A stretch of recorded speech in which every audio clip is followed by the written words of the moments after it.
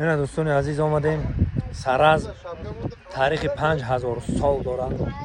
میدونیم ملکه سرز من میبینیم هم بشمون و هر یک شما خیر مقدم میگیم و سرز بونسون چوب آمدون معلوم است خود سرز این نام اگر با معنی کمک که سری زمین است با معنی گیم با روسی گیم گرد نچال سیرو برای چی سری زمین میگم اصلا میگیریم میگه تاریخی سرز بیش از 5500 سال که هست یکمین بار در همینجا در گداختنی میس مقصد شروع کردن سرز خود سه قبطی مدنی رو در بر میگیرد سال 2020 با سیاست خردمندانه جنوب اولی پیشوای ملت انمی اصولخانه زمانوی ساخته و استفاده داده شد. خیلی اینجا روبرو ما گفتن که سرز اول زندگی نچال جیزن از اول سری سبز است یعنی توج پیش گذشتگانی ما اجدادانی گذشتگان ما در همینجا زندگی کرده در اینجا وجود داده همون سوهرا رو روش دادن بعد به دیگر جمع رفتن که خیلی که جناب اولی گفتن اینجا تمدنی خلق تاجیک است.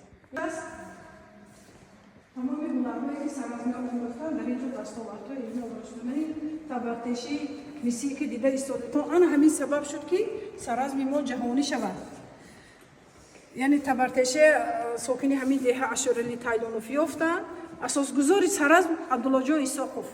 شما اگر در همون روایات دیده باشید ادبیات ها علمی بخشیده شده است به سرز یعنی همین کس پروفسور دکتر علم تاریخ هستند و همین چیز پیشنهاد کردن سال 1976 یعنی از همون دوره یعنی سرز جهانی شده است و تمامی همون کاوهای علمی باستانشناسی همه ساله رفته ایستاده است. من همین سببی پیدایشی همین سرز با وجود آمدن سرز از بس که گفتم آخر عصر سنگ و اول عصر برنجی هست اینجا بسیارتر اولادها از سنگ من این کورچه های و بیلچه های و پایکون های دیگر چیزا همش همین در دوره عصر سنگ یعنی سرزمیان ساخته برای روزگارشون همین چیزا استفاده می‌بردن. من در دیوار در وایم هستی رسمش که چخیل یعنی می‌ساختن چخیل پایکون ها رو نایزه ساخته شکار می‌کردن برای زندگیشون استفاده می‌بردن.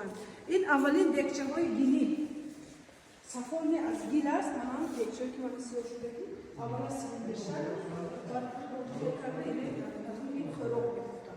این عملی هنرهایی که از گیل همانی بسیار یادگاری هایی من از تاواری ملکه سرز من این قبری ملکه سال 1984 در مابین خانه استقامتی من در چوکوری 3 متر بالاش به سنگ کلان پرتافتگی وقتی که بگیرن از اوجه ساختگی بالاش میگیرن که همین قبر میبرن دیگر امام قبرستان الهی باشه امام باشه در یک تحمیل گفتن من این خودش ملکه از روی انالیزی آنتروپولوژی این سن سالش 25 26 سال تخمین قدش 81 90 بسیار قدش بالا چون دوره آپشن ابتدایی مردم قدشون بالا بود من این کس بوری یعنی با تمامی بایگریش دور کرده بود زارو زیورهای زمانش در گردنش در بایهایش چینه دونه تیلو بستگی دستاش این تیلوی اریگینال خودش دستاش ملکه سرز با آینچه خودش نبینید ملکه سرز منو در اینجا اما با ورزشگران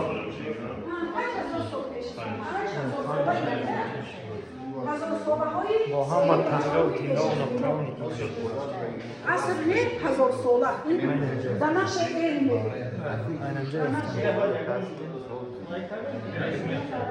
در یوتیوب کانال همش هست معلومات دارین تماشا کنید